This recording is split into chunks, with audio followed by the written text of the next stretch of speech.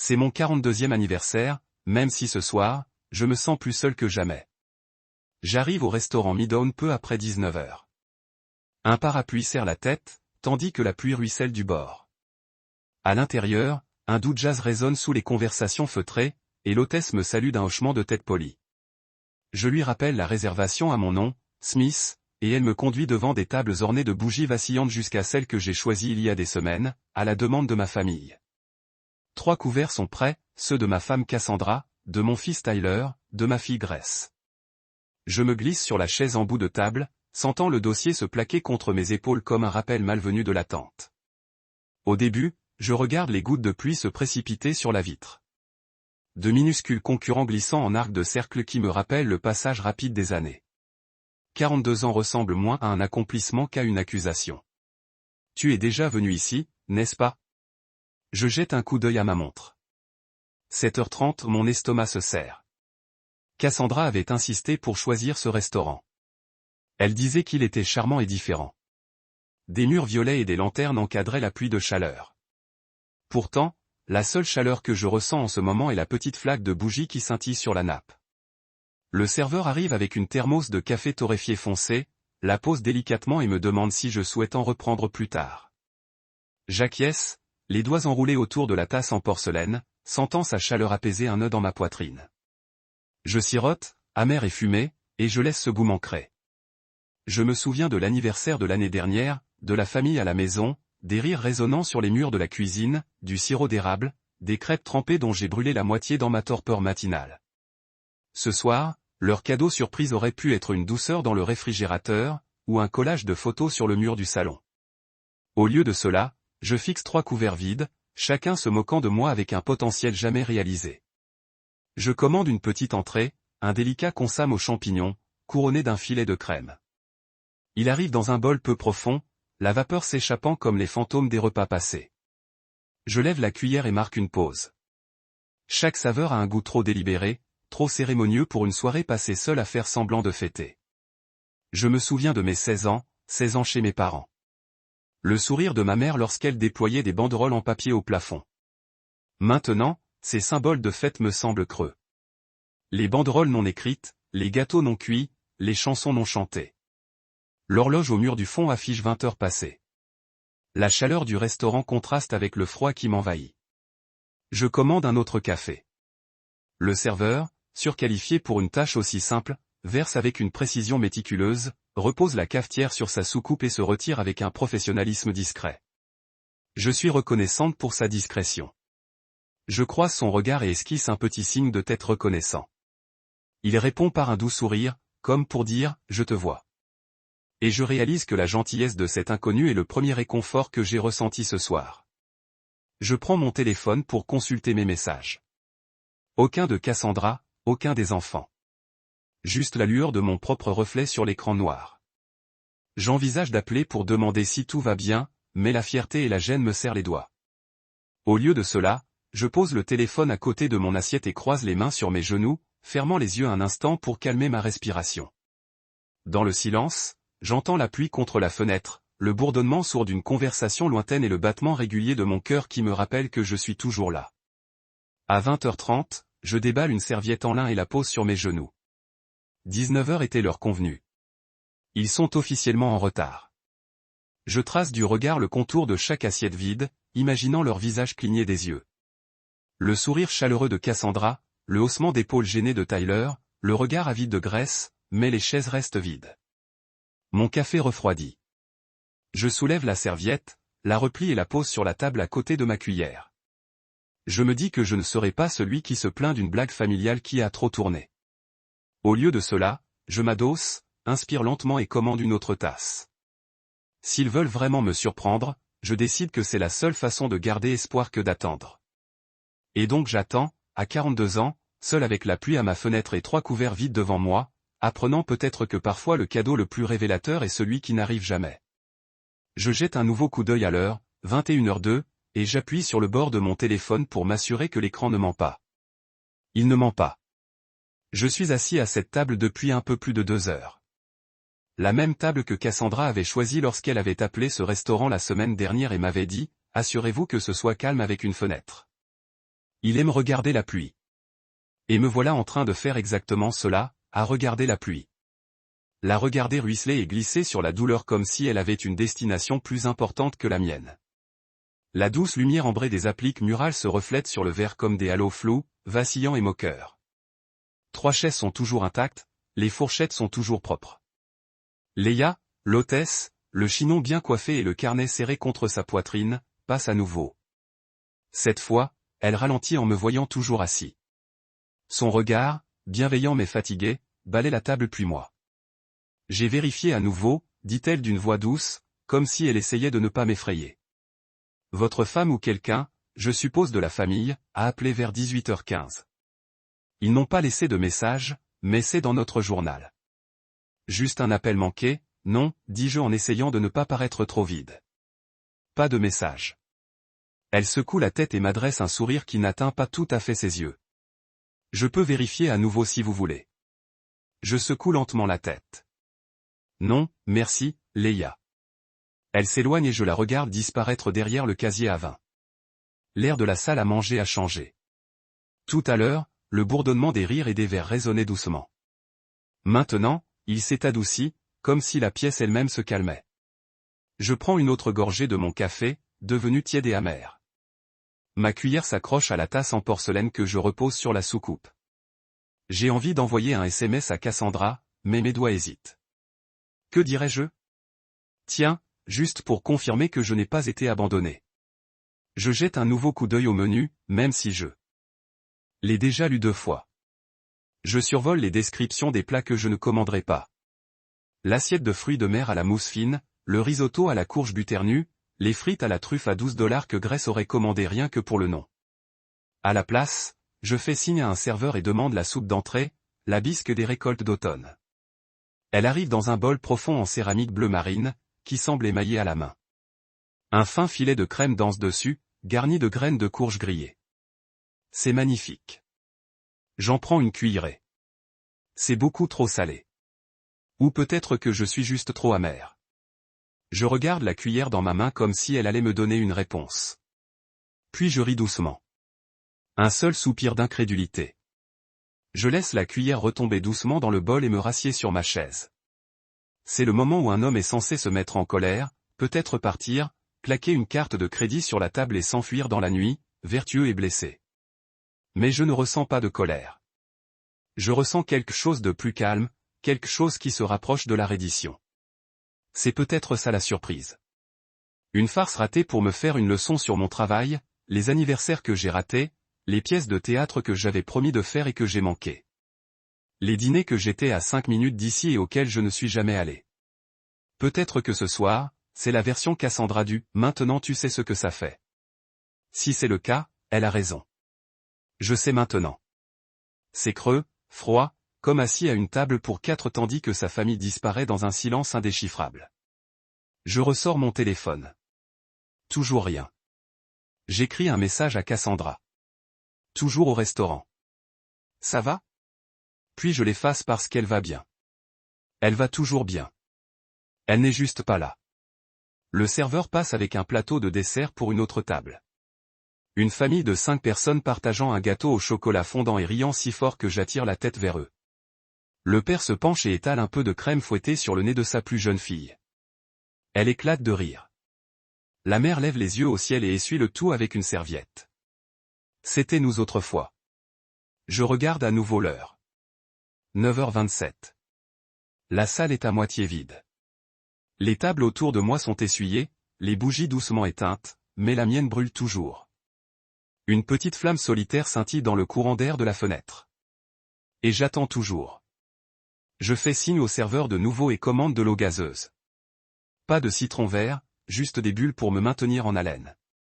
Il me l'apporte rapidement, me lance un regard à mi-chemin entre inquiétude et pitié. Je lui adresse un petit sourire pour le tirer d'affaire. Ce n'est pas sa faute si je fais semblant de ne pas avoir été largué. Yaïla fait à nouveau demi-tour et marque une pause. Voulez-vous que je range le reste des couverts, demande-t-elle doucement. Je regarde les 3 couverts inutilisés et quelque chose en moi sursaute. Non, dis-je. Laissez-les, s'il vous plaît. Elle hoche la tête une fois, puis disparaît à nouveau au fond. Je suis assise en silence, sirotant de l'eau gazeuse. Le gaz me pique la gorge comme de minuscules aiguilles. La soupe est restée intacte devant moi, froide maintenant, comme le reste de la soirée. Et j'attends encore, car une partie de moi espère qu'ils rentreront en riant en disant que la circulation était infernale, que Grace avait oublié quelque chose à la maison ou que Tyler avait besoin de se changer parce que sa chemise était tachée. Une autre partie de moi veut encore que la surprise soit réelle. Mais une autre partie de moi, celle que j'ai ignorée pendant des années, c'est que ce soir, le seul cadeau qui m'a été fait, c'est la clarté. Je ne suis pas en colère. Je ne suis même pas surprise. J'attends simplement, seul. Le silence s'est installé dans le restaurant, rendant chaque bruit plus fort qu'il ne l'est en réalité. Le buffet de nappe est lisse, le cliquetis sourd des couverts qu'on remet en place, le grondement lointain des assiettes dans la cuisine. Il est presque 22 heures. Je consulte à nouveau mon téléphone. Rien. Pas de message, pas d'appel manqué, pas d'excuses, juste le silence. Je ferme l'écran et le pose face contre terre à côté du verre d'eau qui n'a toujours pas touché. Je n'ai pas bougé les 3 autres verres. Leur symétrie parfaite me moque. Toujours pas de Cassandra. Toujours pas de Tyler. Toujours pas de Grace. Je fais signe au serveur. Il s'appelle Elia, je crois. Et je commande enfin un plat. Plus besoin de faire semblant. Plus d'excuses à inventer. Peut-être qu'ils étaient coincés dans les embouteillages. Peut-être qu'ils voulaient dire demain plutôt qu'aujourd'hui. Peut-être.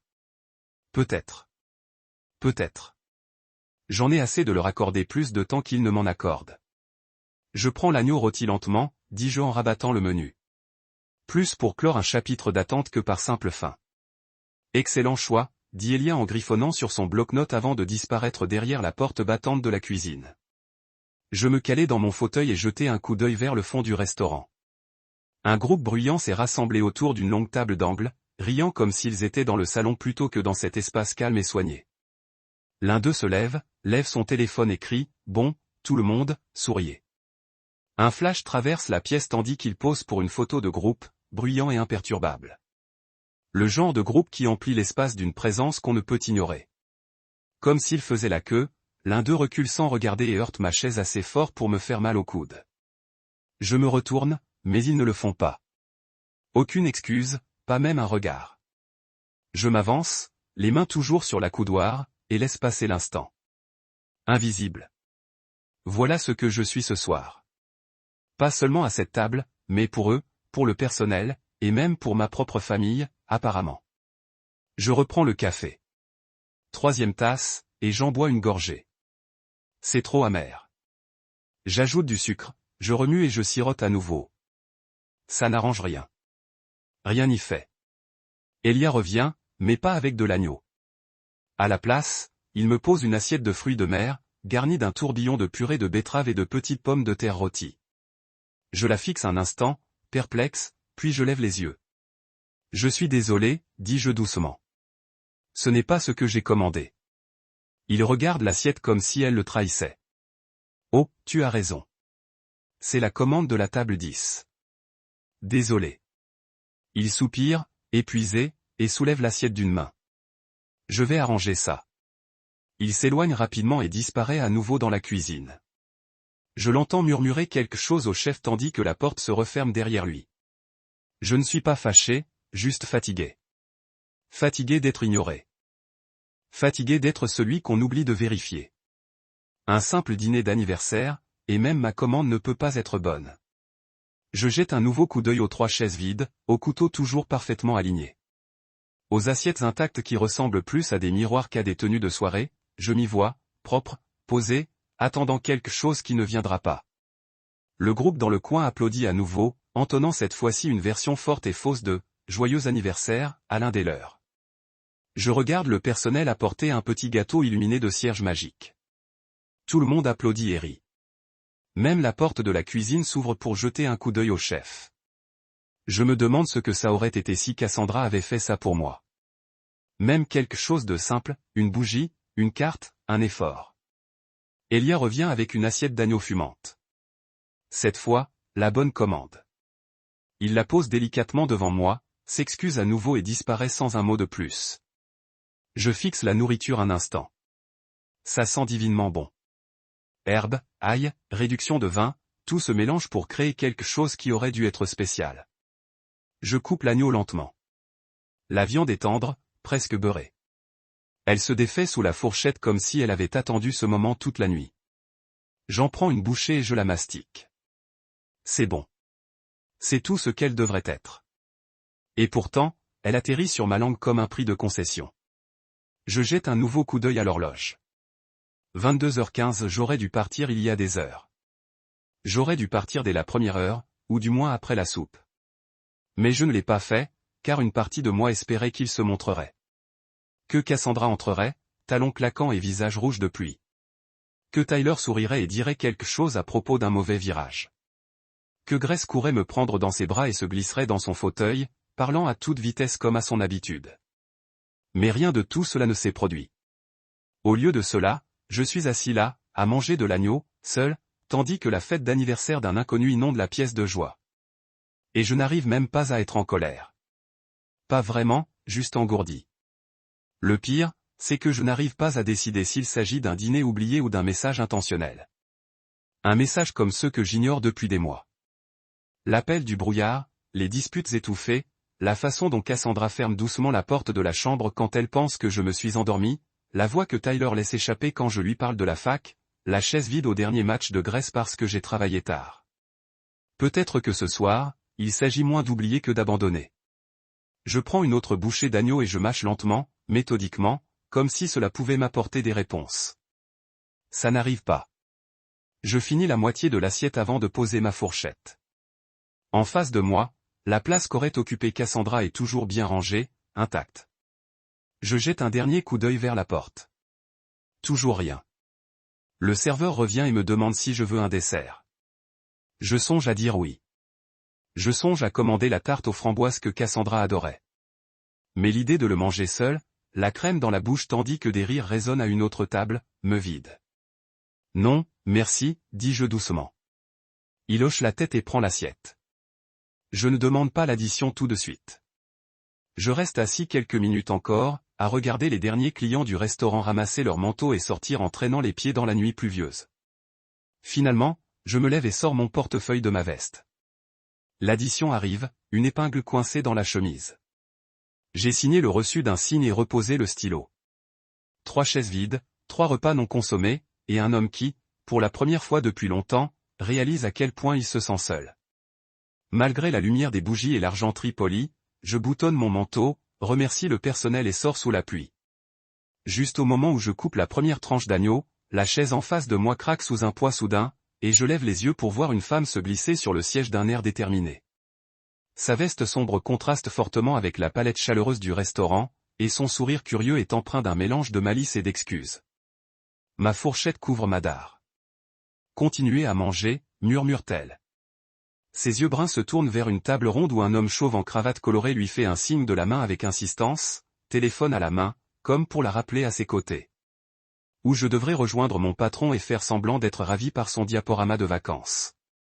Je cligne des yeux, incertaine de la réaction. Cette présence inattendue me surprend, et la douce lumière du restaurant semble s'estomper momentanément autour de nous, l'attention se déplaçant subtilement. Seule la pluie qui claquait contre la fenêtre, derrière l'arrivée impromptue d'un client, me rappelle que cette soirée a été pleine de surprises, certaines bienvenues, d'autres non. Je repose ma fourchette dans mon assiette, observant la façon dont ses lèvres se courbent en un sourire narquois et espiègle. S'il vous plaît, ajoute-t-elle dans un souffle. 1 minute. Sa voix est douce mais pressante, comme si nos chaises partageaient un secret, et que le reste de la salle devait rester inconscient. Mon pouce accélère devant l'intimité de son intrusion et la solidarité silencieuse dans son regard. Elle remet une mèche de cheveux derrière son oreille et m'adresse un sourire complice. Tu as l'air d'un homme qui aurait besoin de compagnie, dit-elle d'une voix douce comme l'agneau que je viens de recevoir. Une lueur de gratitude me réchauffe, même si la confusion persiste. Cet inconnu m'a sauvé d'un dîner d'anniversaire qui a tourné à la déception. Mais que veut-elle en retour? Je suis Marcus, dis-je, me surprenant en prononçant mon nom. Cela me semble instinctif, venu d'un endroit plus profond que la nervosité. Serena, répond-elle en tendant brièvement la main avant de la retirer. Ses doigts planent sur la nappe, comme s'il craignait d'en toucher la surface autant que les autres convives. L'arôme de l'agneau se mêle à la légère fragrance de son parfum, quelque chose de terreux, avec des notes de cèdre et d'agrumes. Cela me rappelle une promenade dans une forêt hivernale au crépuscule. J'avale ma salive, la gorge nouée, et lève mon verre d'eau gazeuse. Pour des dîners surprises, dis-je en levant légèrement mon verre. Elle rit, un rire doux et sincère qui résonne entre nous et semble éclairer l'espace. À la surprise générale, son rire résonne. Son regard s'adoucit tandis qu'elle me scrute à travers la faible lumière. Je t'ai vu assis ici, seul, et j'ai réalisé que je te devais une faveur. Je fronce les sourcils, incertain. Une faveur? Elle hoche la tête. Mon patron est un homme généreux, mais seulement envers les personnes envers lesquelles il a choisi de l'être.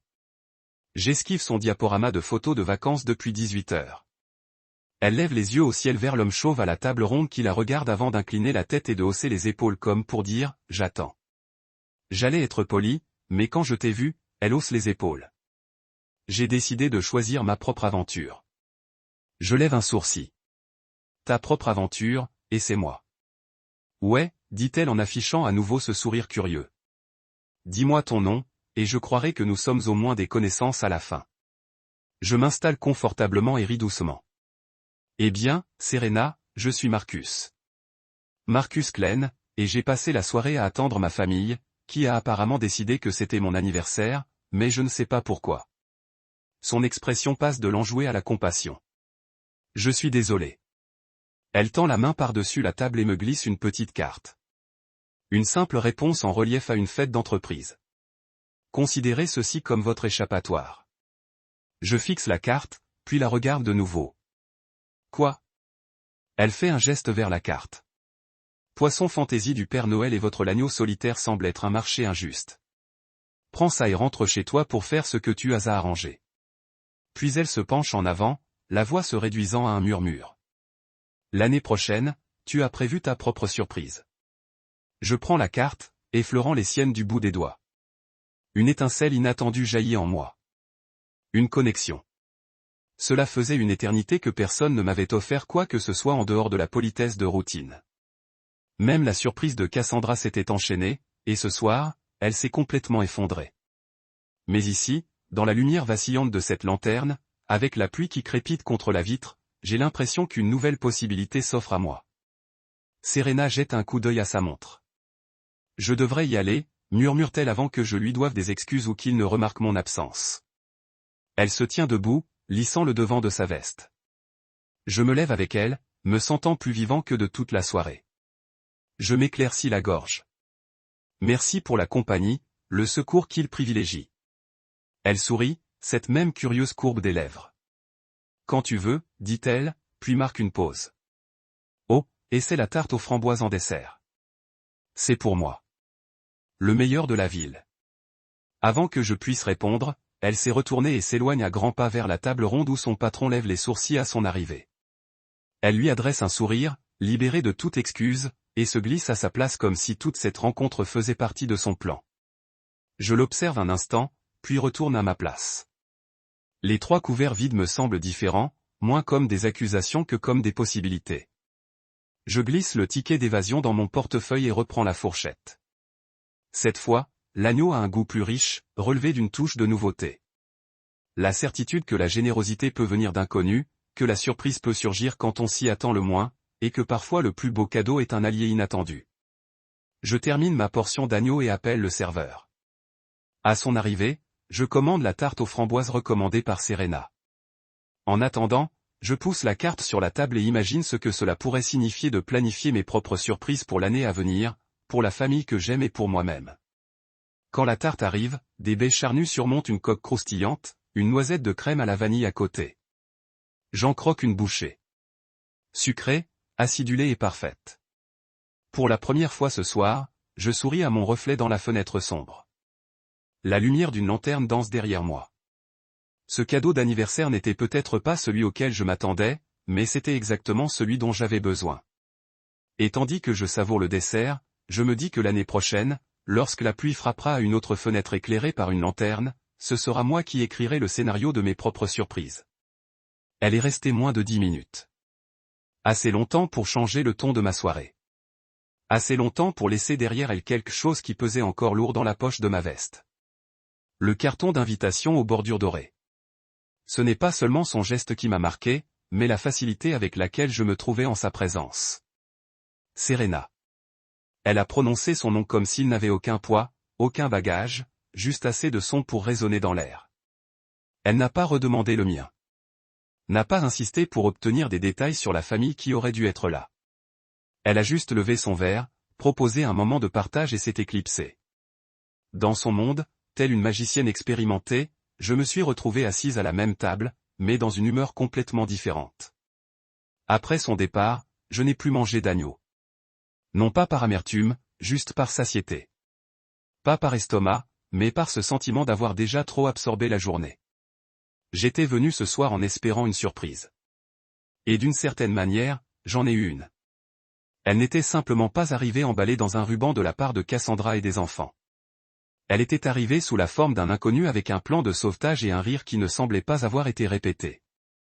Je suis resté assise quelques minutes de plus, écoutant le léger cliquetis des couverts des derniers convives, attardé sur le dessert. Lorsque le serveur est passé, je lui ai demandé d'apporter 2 verres d'eau gazeuse au citron vert. Il a haussé un sourcil, constatant clairement que j'étais toujours seul, mais n'a rien dit. Quelques minutes plus tard, il est revenu, posant délicatement les verres tandis que je la remerciais discrètement. J'ai poussé un verre sur la table vers le siège libre que Serena avait pris et j'ai soulevé le mien. Ma main hésita avant de le dire à voix haute, sans me soucier de qui m'entendait. Aux anniversaires et aux laveries automatiques, dis-je d'une voix à peine plus forte que la pluie. Puis j'ajoutai, et aux inconnus qui remarquent les invisibles, je levai mon verre et le trinquai doucement contre celui intact en face de moi. Le son résonna plus que prévu, résonnant doucement dans la salle à manger presque vide. Un toast étrange peut-être, mais plus vrai que tous les discours que j'avais prononcés pour mes propres anniversaires. Je sirotai et me laissai aller au fond de ma chaise, laissant le citron vert mordre ma langue. Les bulles me piquèrent les lèvres et me rappelèrent que j'étais toujours là, que je respirais encore, que j'apprenais encore. Serena avait raconté avoir passé son anniversaire dans une laverie automatique, seule après une rupture, à regarder la machine tourner pendant qu'un gentil inconnu lui offrait un café. Quelque chose dans cette histoire m'avait frappé plus fort que prévu. Non pas parce que je l'avais taquiné. Non, c'était son honnêteté. Sa façon de ne pas broncher en me le disant. Sa façon de faire. La solitude semble survivable, étrangement poétique même.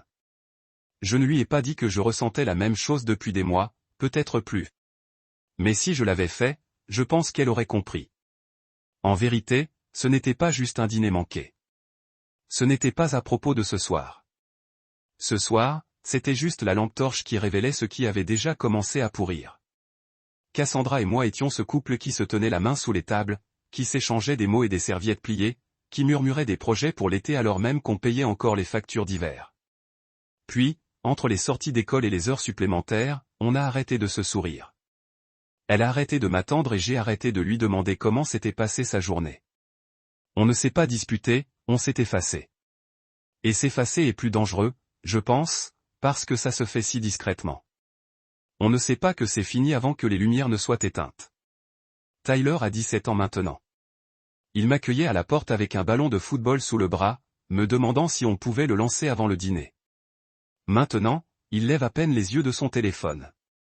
Grace, 14 ans, a toujours voulu des histoires avant de dormir, même quand elle pouvait lire seule. Maintenant, elle se réfugie derrière des écouteurs et des journaux intimes que je n'ai pas le droit de voir. Je ne peux pas leur en vouloir de grandir. C'est leur boulot. Mais ça me fait mal de rater le juste milieu, le juste milieu. C'est arrivé pendant que j'étais occupé à subvenir aux besoins de la famille, à construire la vie que je pensais qu'ils voulaient. Je lève mon verre à nouveau.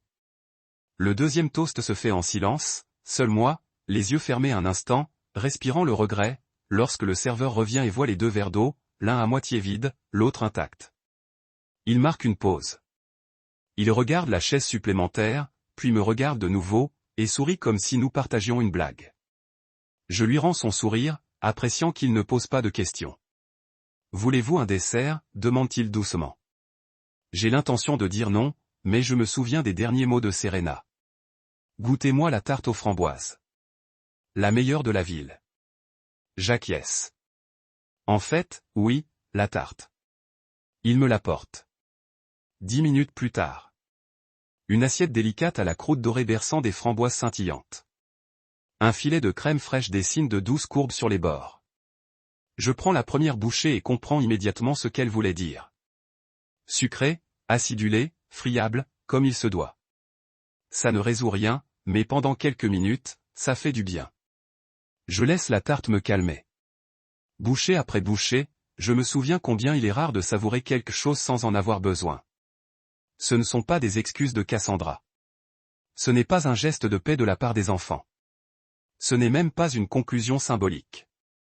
C'est juste une tarte, et elle est bonne. Quand j'ai fini, le restaurant est presque vide. Quelques tables sont débarrassées. Yaïla au comptoir, vérifiant les dernières réservations. La pluie murmure encore dehors. Je pose le ticket de caisse plié et le pourboire sur la table, puis je me lève. Je glisse l'invitation de Serena à la fête de fin d'année dans mon portefeuille, à côté d'une photo de Grace et Tyler prise il y a 2 étés. Celle où il rit dans la Je suis dans le sable, inconsciente de prendre la photo. Avant, j'étais celle qui capturait ce genre de moment. Peut-être que je le peux encore si j'arrête d'attendre d'être invité et que je commence à me montrer. En me dirigeant vers la porte, je passe devant la table ronde que Serena a quittée plus tôt. Son patron est parti. Le siège où elle s'est assise est à nouveau vide, comme celui en face du mien. Mais je ne me sens plus comme quelqu'un d'abandonné. Je m'avance sous la bruine sans ouvrir mon parapluie, laissant la pluie pénétrer mes manches. Il fait froid, mais c'est réel. Et ce soir, ça suffit. La tarte aux framboises est arrivée avec cérémonie, déposée soigneusement devant moi comme une petite œuvre d'art. La croûte dorée était délicate, presque trop immaculée pour être touchée. Des baies charnues y étaient nichées, scintillant sous un glaçage qui reflétait parfaitement la lumière des bougies. Un filet de crème s'enroulait autour de l'assiette, et une feuille de menthe était posée comme une ponctuation au bord. Je l'ai fixée un instant, puis j'ai pris ma fourchette. La voix de Serena résonnait dans mon esprit. Le meilleur de la ville. J'ai pris la première bouchée avec précaution. La croûte s'est détachée en un léger croquant, et l'acidité des framboises contrastait parfaitement avec la crème fraîche. Elle ne mentait pas. C'était le genre de dessert qui n'était pas seulement bon. Il vous faisait réfléchir. Vous faisait repenser à chaque cupcake bon marché du commerce que vous avez jamais qualifié de gourmandise. C'était le genre de plat qui appartenait à un souvenir. Je me suis assis, mâchant lentement, le laissant se dévoiler. Elia, le serveur, m'a jeté un coup d'œil en passant. C'est bon, non, a-t-il demandé avec un sourire entendu. Mieux que ça ne devrait l'être, ai-je dit. Il a ri et est passé à autre chose. Le restaurant était presque vide maintenant. Le groupe dans le coin était parti, leur rire remplacé par une douce musique instrumentale diffusée par les haut-parleurs. Quelques membres du personnel polissaient des verres de vin derrière le bar. Léa se tenait sur le podium, feuilletant le carnet de réservation du lendemain. Et me voilà, seul à une table pour 4, enfin, étrangement bien. J'ai regardé mon téléphone. Quelques appels manqués plus tôt dans la journée, mais aucun ce soir. Ni de Cassandra, ni de Tyler, ni de Grace. Je ne savais pas ce qui me faisait le plus mal, être oublié ou être délibérément ignoré. Sur un coup de tête, j'ai ouvert mes emails. Ma boîte mail professionnelle débordait de notifications. Retard de livraison, mise à jour d'itinéraire, correction d'inventaire, logistique d'entrepôt, tout ça sans interruption, même pour les anniversaires. Mais ce soir, je n'avais pas envie d'être manager, planificateur ou celui qui règle les problèmes des autres. J'ai donc fermé l'application et ouvert un message vide. J'ai hésité une seconde, puis j'ai tapé son nom, Serena. Je ne connaissais pas son nom de famille, mais je me souvenais du logo en relief sur son invitation à la fête de fin d'année. En quelques recherches rapides, j'ai trouvé l'entreprise et un annuaire du personnel, paysagiste. Elle a vraiment eu 1 minute lorsqu'elle a dit qu'elle aidait à planter des arbres dans toute la ville. J'ai cliqué sur le lien de contact à côté de sa photo et j'ai rédigé un court message. Objet, merci. Salut Serena. Je voulais juste te remercier d'être resté avec moi ce soir, de m'avoir secouru, pour la tarte. Vous n'aviez rien à faire, et pourtant vous l'avez fait. Les étrangers ne font pas souvent des choses aimables sans aucune condition. Mais ce soir, vous m'avez rappelé à quel point cela peut être puissant. Vous avez mentionné les anniversaires et les laveries. Celui-ci a commencé à une table avec 3 chaises vides, mais grâce à vous, cela ne s'est pas terminé de cette façon. Marcus Klein, je l'ai lu 1 fois, 2 fois, puis j'ai appuyé sur Send. Je ne m'attendais pas à une réponse. Peut-être qu'elle ne le verrait jamais, mais c'était bien d'écrire quelque chose d'honnête pour une fois. Pas des excuses ou une explication ou une excuse répétée, juste la vérité. J'ai regardé à nouveau la tarte, maintenant à moitié terminée. Alors que je prenais une autre bouchée, la conversation Serena et moi avions précédemment rejoué dans mon esprit. Je lui ai parlé de mon travail, directeur de la logistique d'entrepôt, disant dans le même rôle, le gars que tout le monde a appelé quand quelque chose ne s'est pas présenté à l'heure. Ce n'était pas glamour, mais il a gardé les lumières allumées. Cela vous rend heureux? Elle avait demandé. Je ne savais pas comment réponse. Je lui ai parlé des nuits où j'ai travaillé après minuit, des emails qui ont cinglé même pendant le dîner. À peu près au moment où j'ai raté le jeu scolaire de Grèce parce qu'un envoi a été retardé et la foire scientifique de Tyler lorsque le nouveau système de code barre s'est écrasé. Elle écouta tranquillement, n'interrompant jamais. Elle a ensuite dit, je pense que les gens confondent la construction pour la fourniture. La fourniture est une survie. Le bâtiment est intentionnel. Je me souviens de ces mots maintenant pendant que je nettoyais l'assiette. À propos. Construire. Si j'avais déjà construit quelque chose pour ma famille, ou si je l'avais juste maintenu, je l'ai réparé quand elle avait craqué, je l'avais corrigé lorsqu'il a fui, il y avait soit un architecte, soit une liste de maintenance. J'ai pensé à une case de caste. Les enfants, les dents de devant de Tyler, et la façon dont il a l'habitude de saisir ma main la nuit quand il a eu de mauvais rêves. Fournir, mais simplement pour le chèque. Demander. J'ai signé, laissé une généreuse pointe et je me suis tenu à l'extérieur. La pluie s'était ramollie à une brume, les rues lisses et brillaient de scintillements des feux de circulation. Je ne me suis pas précipité dans ma voiture. Je suis juste resté là sous l'auvent, respirant la nuit. L'air était frais et vif, à la terre. J'ai glissé la carte d'invitation de ma poche et je l'ai retournée. Un coin à feuilles d'or avait légèrement recroquevillé, une petite imperfection, tout comme la soirée. Mais même les imperfections pourraient fleurir en quelque chose de bien. J'ai glissé la carte dans mon portefeuille à côté d'une vieille photo de mes enfants, la dernière où nous rions tous. Je me suis promis tout de suite que je prendrais le temps de construire à nouveau, pas seulement de réparer. Et je commencerai avec demain. Ce serait peut-être le petit déjeuner avec Grace, une vraie conversation avec Tyler. Peut-être que cela demanderait à Cassandra ce qu'elle se sentait vraiment, même si j'avais peur de la réponse. Mais ce soir, je rentrerai à la maison en sachant que quelque chose avait changé et c'était suffisant. En entrant dans la nuit brumeuse pleine de framboises et de vérité, j'ai réalisé quelque chose. Un étranger m'avait donné plus que le dessert. Elle m'avait donné un nouveau départ. Lorsque la dernière des lumières de la salle à manger s'est éteinte et que le matraé a offert sa douce bonne nuit, j'ai réalisé que j'avais perdu la trace du temps. Le silence qui a remplacé le bourdonnement de la soirée était surréaliste, comme si le restaurant avait fermé les rideaux sur un jeu dans lequel je n'ai jamais voulu jouer. Je crimais la carte d'invitation de Serena dans mon portefeuille, la glissant à côté de la photo fanée de Grace et Tyler riant sur la plage. Je pouvais presque sentir leur chaleur là-bas, si différente de la brume fraîche dérivant devant l'avant du restaurant. Sortir, l'air m'a frappé comme une révélation, humide, parfumé et vivant avec possibilité. J'ai appuyé mon parapluie contre le rack par la porte, décidant de marcher sur le bloc pour me vider la tête avant de rentrer chez moi. Le trottoir scintillait sous un réverbère pâle, des flaques d'eau reflétaient des signes de néon qui clignaient des yeux comme des étoiles lointaines. J'ai tiré mon manteau plus fort, les épaules se brossant contre les revers établissements et prises en profondeur d'automne-air. Même la pluie, maintenant un peu plus qu'une belle filet, semblait promettre un nouveau départ. Les trottoirs étaient vides, disons pour une cabine solitaire au ralenti dans un coin et un balayeur de rue qui bourdonnait dans le bloc.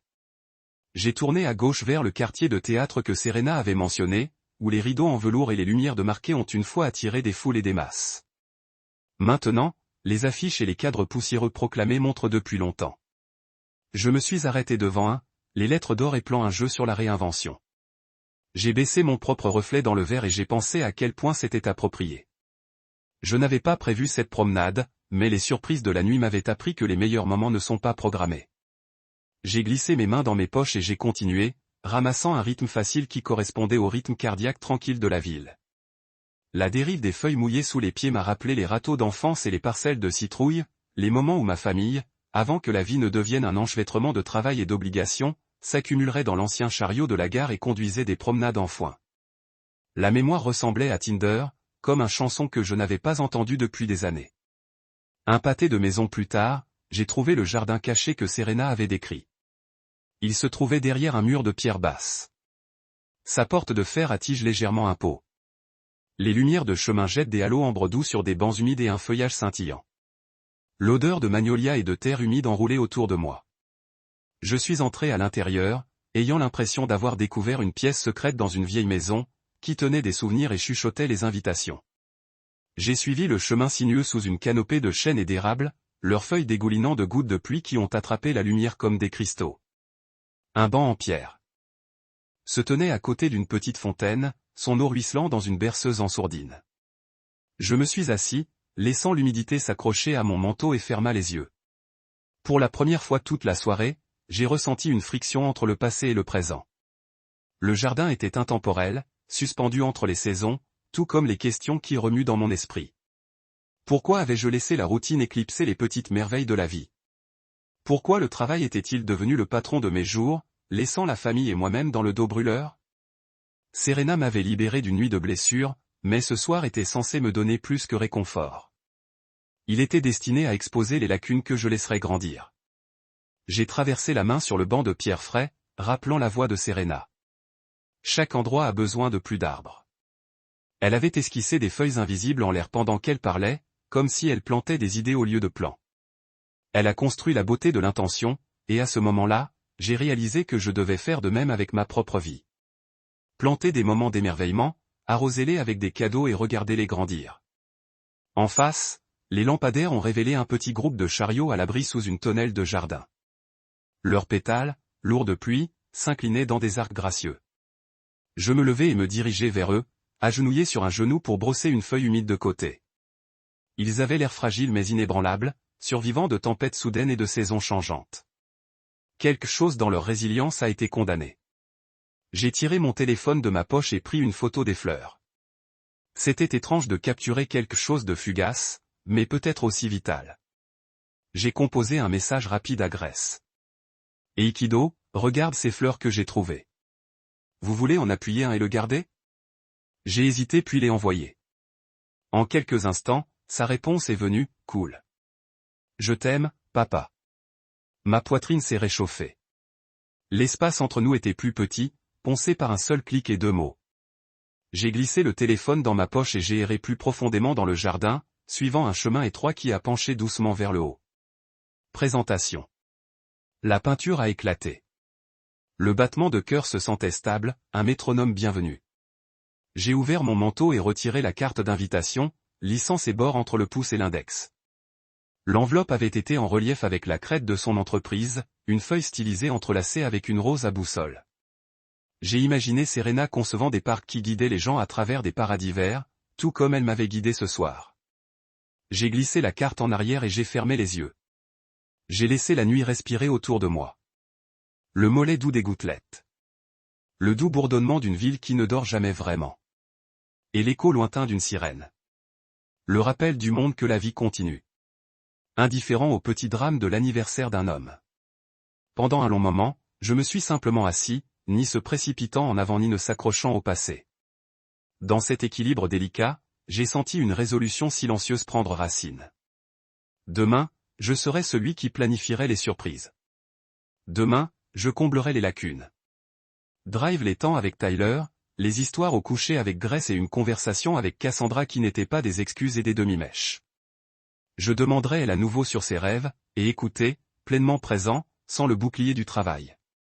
Quand j'ai finalement monté et retracé mes pas en arrière à travers la porte du jardin, le filet de filet s'était estompé dans la brume.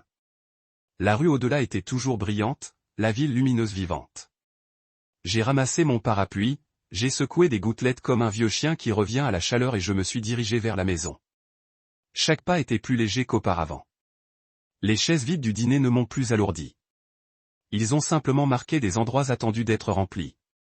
Et alors que je marchais sous la lueur des réverbères, j'ai réalisé que dans cette promenade imprévue, j'avais redécouvert la carte dans mon propre cœur.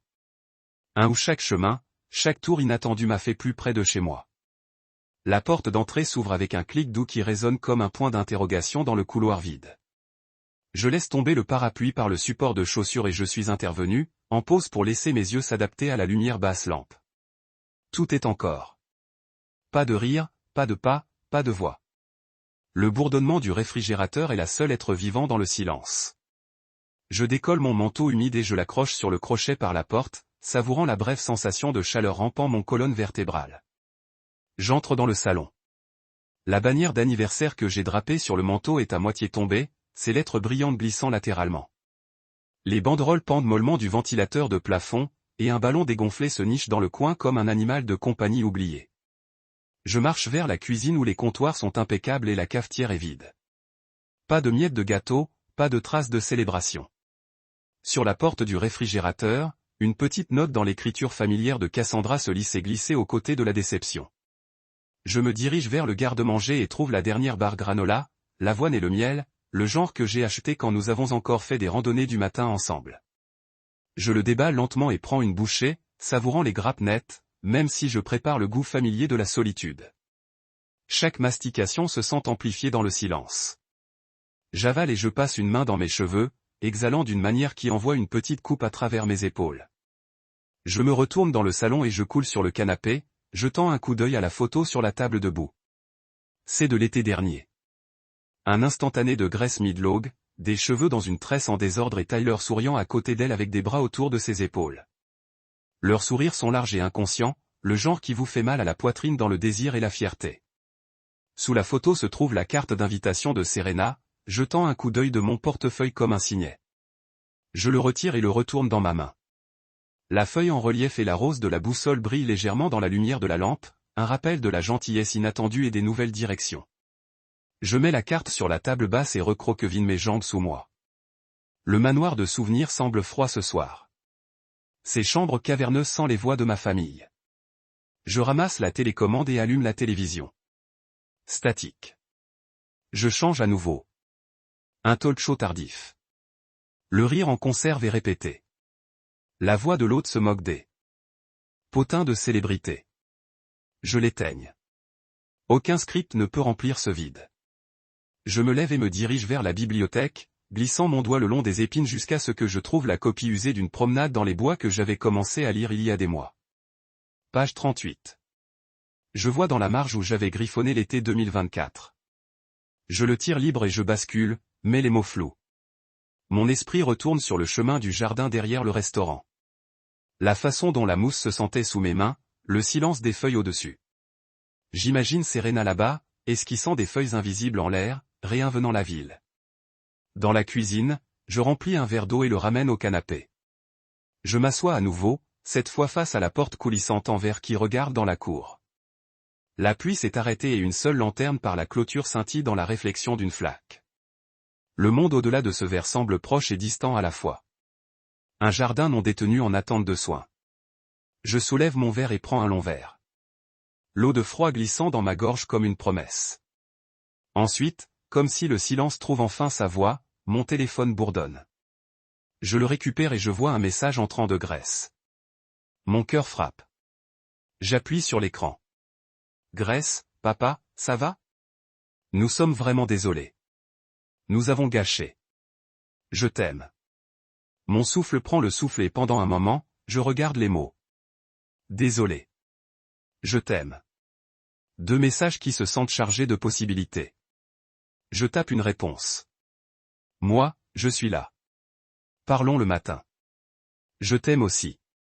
Je mets le téléphone à côté de moi et je penche la tête contre le coussin. Le silence remplit toujours la pièce, mais maintenant c'est plus doux, comme l'espace avant l'aube. Je ferme les yeux, laissant mon esprit rejouer le message jusqu'à ce que le choc initial adopte quelque chose de chaud. Les heures passent alors que je m'assois dans l'ombre. La lune glisse à travers le volet Windows, jetant des motifs en dentelle sur le tapis. J'envisage de déployer les bannières, de jeter les rubans, de nettoyer la scène, mais je m'arrête. Au lieu de cela, j'atteins à nouveau la carte de Serena, traçant la crête en relief. J'imagine écrire une note de moi-même. Merci. L'idée me fait sourire, non seulement parce qu'elle me semble polie, mais parce que cela signifie que je suis capable de me souvenir de la gentillesse même lorsque ma propre famille vacille. Je rentre la carte dans ma poche de pyjama et éteins la lampe. Je m'allonge sur le canapé, couverture tirée vers mon menton et laisse l'épuisement s'installer. Mon téléphone repose sur ma poitrine, son écran doucement, illuminé par le mot grâce, en attendant ma réponse si je choisis. Je ne l'atteins pas. Pas encore. Au lieu de cela, je ferme les yeux et respire la synchronisation avec la nuit. Inspirer, silence, expiration, possibilité. Demain, je me réveillerai à une famille disposée à réparer l'écart. Demain, je me souviendrai de ce que ça fait d'être vu. Et ce soir, dans le silence d'une maison vide, je me reposerai, sachant que le silence peut guérir autant qu'il le révèle, et que les points lumineux de la gentillesse, que ce soit d'un étranger ou de mes propres enfants, nous guident vers les matins qui méritent d'être célébrés. Je me réveille à la lumière du soleil glissant à travers les rideaux comme des excuses silencieuses. Mon téléphone bourdonne sur la table de nuit. 2 nouveaux messages de Cassandra et un de Tyler. Je m'assois, le cœur bat avec anticipation et je les lis un par un. Le premier message de Cassandra se lit comme suit: « Je suis désolé, Marcus. Pouvons-nous parler du petit déjeuner ? Je le pense. » Le second suit un instant plus tard, et j'ai envoyé un email à un travail pour me laisser partir tôt aujourd'hui. Le message de Tyler est plus simple.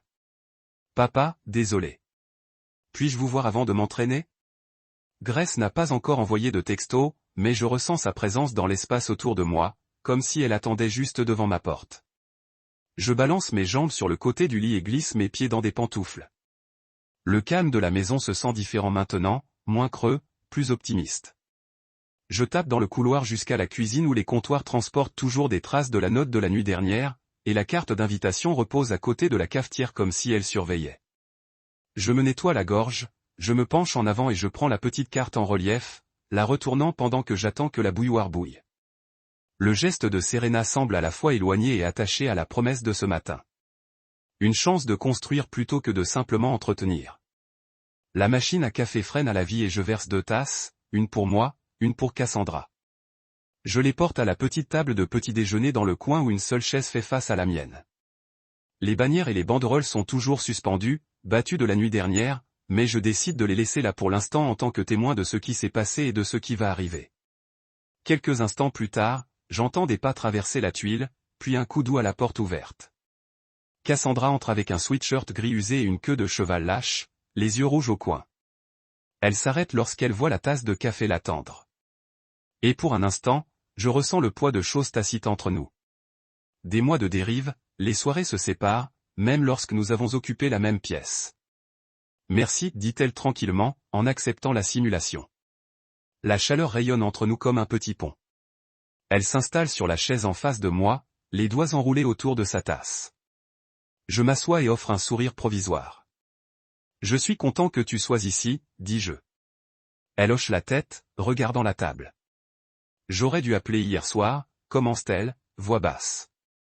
J'étais en retard au travail. Puis j'ai été rattrapé par aider Grace à son projet d'histoire. Ensuite, Tyler avait besoin d'aide avec cette forme de financement. Tout ce qui est en train de faire du café, je sais que je l'ai fait. Rénovation, que j'ai oublié de vous célébrer. Méritez mieux. Ma poitrine se resserre avec émotion.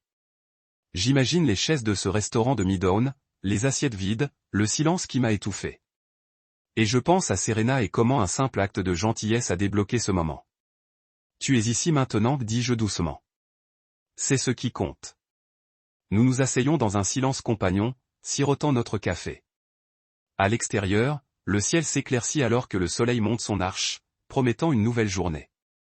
Je brise le calme. J'ai parlé aux enfants ce matin. Ils sont désolés aussi. Cassandra hoche la tête, essuyant ses joues. J'ai vu. Elle jette un coup d'œil à son téléphone sur la table. Grace veut savoir si nous pouvons aller au parc après l'école. Tyler a demandé si nous pouvions avoir un dîner. En famille et rien de tout cela au travail. Je souris, imaginant le match de basketball de Grace et les applications universitaires de Tyler ont été présentées sur la table de la cuisine. Faisons que cela se produise. Elle prend une autre gorgée, puis expire. Je veux aussi parler de nous. Pas seulement les excuses, mais ce qui vient ensuite. Moi je ne veux pas continuer à répéter ce cycle. Mon cœur se soulève. Moi non plus. Je plie mes mains sur la table, rencontrant son regard. Faisons un plan, même s'il est petit. Comme le vendredi soir de rendez-vous ou les petits déjeuners du samedi ou les visites du parc du dimanche. Vous et moi et les enfants. Ses lèvres se courbent en un véritable sourire, le genre qui atteint ses yeux. J'aime ça. Nous nous penchons sur la table et allons les deux mains, partageant la chaleur du café et de l'engagement.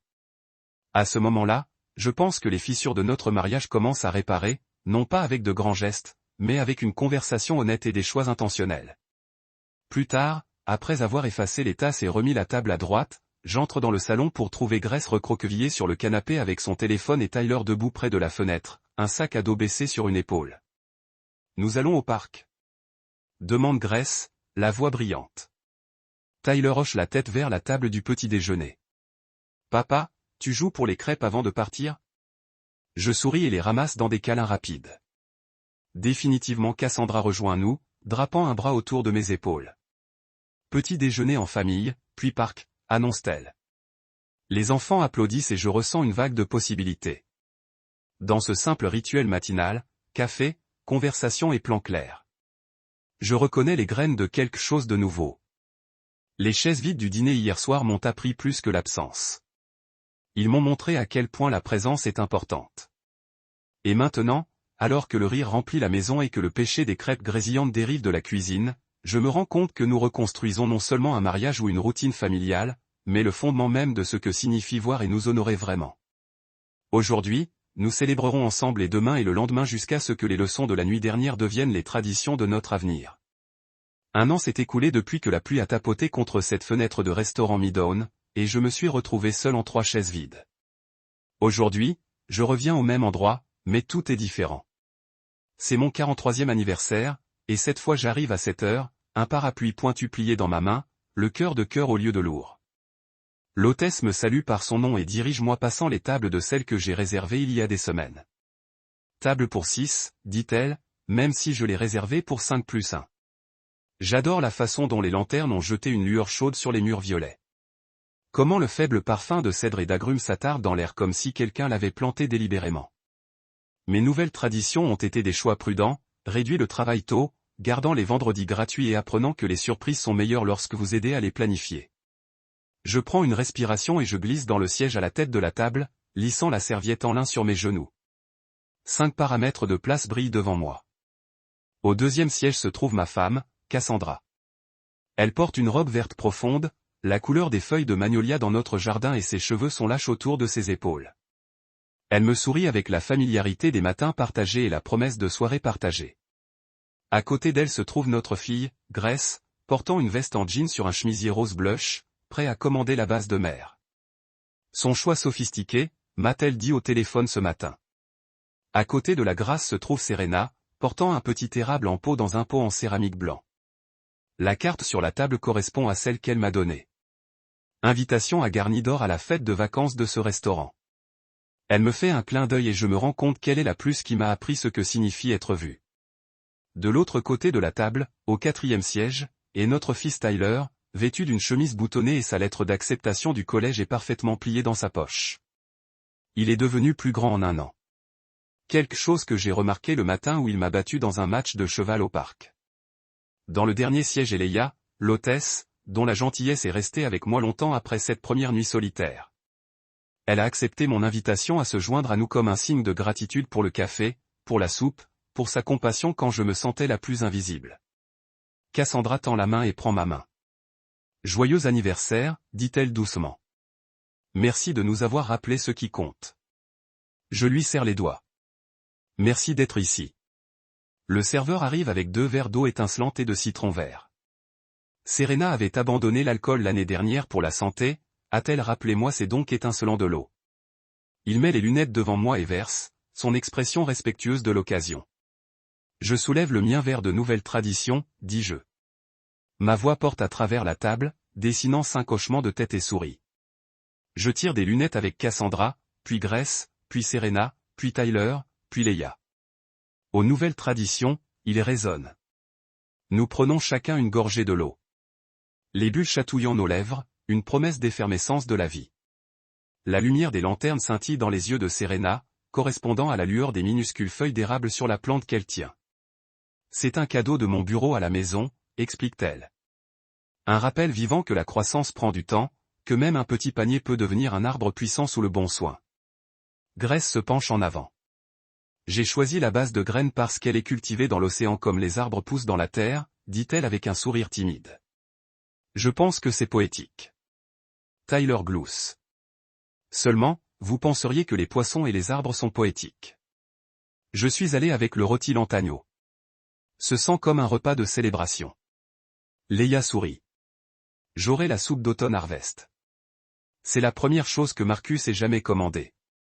Cassandra plie les mains et je veux que le consame des champignons sauvages honore cette première nuit pleine de soupe et de café froid. Nous passons nos commandes, chacune tissant un fil à travers la tapisserie de notre histoire partagée. Le serveur part et la table fredonne avec une conversation. Les histoires de Grace sur les projets scolaires. Les contes de Serena de conception d'un nouveau banc de parc. Les plans de Tyler pour sa première année.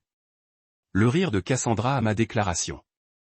Grave simulé que je pourrais dormir au bureau si ma famille me levait à nouveau. Entre les bouchées de pain et les gorgées d'eau, je ressens une chaleur que je n'ai jamais imaginée possible. Les lacunes qui bâillaient une fois entre nous ont été remplies d'attention et de tension et une volonté d'être présente. Ce tableau, une fois une étape pour l'abandon, est maintenant un hôtel de connexion. 5 visages me faisaient rayonner. Ma famille, mon ami, l'ami de mon ami qui est devenu mon guide.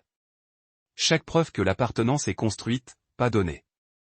Alors que la soupe arrive dans ses bols profonds, le curling à la vapeur comme une douce invitation, je goûte la gratitude. Le consommé est riche et équilibré, chaque cuillerée témoignant des secondes chances. Je regarde autour de la table et attire l'attention de Serena. Elle hoche la tête, un sourire jouant sur ses lèvres. Un toast sans mots, une reconnaissance selon laquelle certains cadeaux changent votre cours pour toujours. Après la soupe, l'agneau, le poisson et un côté des frites à la truffe. L'idée de Grace de mélanger les choses. Nous passons des plats, partageons les saveurs et les rires. Leia raconte une histoire sur le chef fantôme du restaurant, une légende ludique qui incite tout le monde à se pencher avec une curiosité large. Tyler ponctue l'histoire avec des gestes dramatiques, nous faisant tous rire jusqu'à ce que nos côtés aient mal. Cassandra atteint et serre à nouveau ma main. Je pensais que les surprises étaient des paupières de fête et des confettis. Maintenant, je connais leur moment. En attente, en marchant, une gentillesse des étrangers, le retour de la famille. Je hoche la tête. C'est la meilleure surprise que j'ai jamais eue. Cassandra inclinait la tête.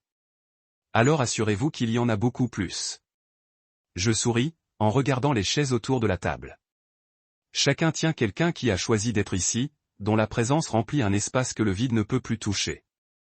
Le personnel efface doucement nos assiettes, puis apporte un petit gâteau, des bougies vacillant au centre. Le personnel de la cuisine se rassemble juste hors de vue pour chanter un joyeux anniversaire. Leur voix chaude et sans hâte. Nous partageons la fourche à gâteau par fourche, passant des tranches autour du cercle. Garniture aux fraises, éponge légère de crème qui a un goût de matin frais. Je me penche en arrière et ferme les yeux à la première morsure, laissant la douceur s'installer. Les lanternes brillent.